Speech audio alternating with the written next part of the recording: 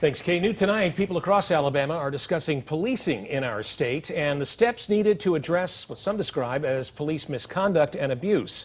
Tonight, both the Huntsville Police Citizens Advisory Council and the state NAACP held public forums on those issues. WAAY 31's Will Robinson-Smith joins us live at City Hall with what residents in Huntsville had to say at this last public forum about the early June protests. Will?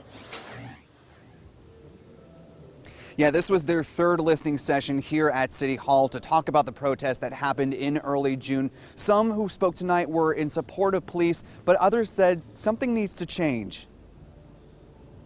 For the last time, the Huntsville Police Citizens Advisory Council met to hear from residents about the protests on June 1st and 3rd. Most who spoke on Thursday said the protests were mishandled.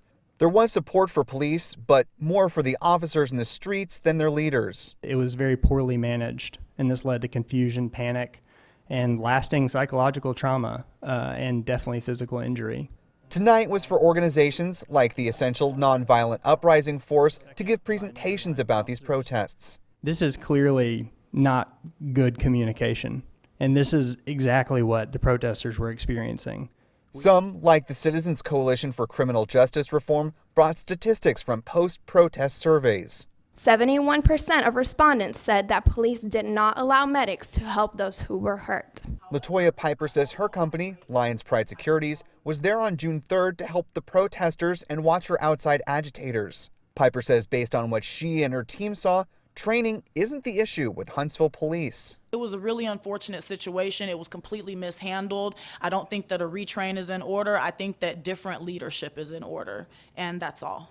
There were two speakers who supported Huntsville police, one of whom argued that the actions of protesters appeared to justify the police response. Under those circumstances, we must defer to the police judgment for appropriate response to safeguard the greater community and cannot find fault for incidents in the intensity of the moment that we saw under these circumstances.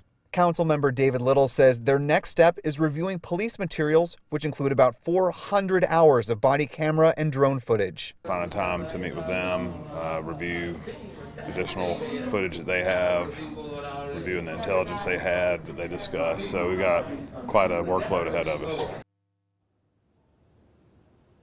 And the council says there isn't a hard and fast deadline for when exactly they'll be done with this evaluation process. They also say the underlying materials that they're working with, they're working to determine if those materials will be available to the public during this process or if they'll bundle them and make them available to them once they release their final report. Reporting live in downtown Huntsville, Will Robinson-Smith, WAAY 31 News.